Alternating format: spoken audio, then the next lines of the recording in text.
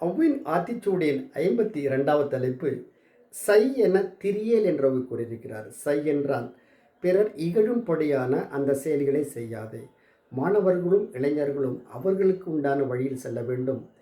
பெரியவர்கள் அவர்களுக்கு உள்ள அந்த நெறிமுறைகளை கடைபிடித்து வாழ வேண்டும். இதில் பணம் இருக்கின்ற அந்த ஆணவத்தினால், கர்வத்தினால், செருக்கினால் பிறரை மதிக்காமல் இருக்கக்கூடாது. அப்படி இருந்தால் நம்மை யாரும் மதிக்க மாட்டார்கள் என்பதை உணர வேண்டும். அவர்களால் அந்த சை என்றால் அந்த சி என்ற அந்த வெறுப்புக்கு நாம் ஆளாகக்கூடாது. நம்முடைய ஒழுக்க நெறியில் நாம் நடக்க வேண்டும். இதைதான் வள்ளுவர் கூட ஒழுக்கத்தின் எய்துவர் மென்மை, இழுக்கத்தின் எய்துவர் எய்தா பழி என்று கூறுகிறார்.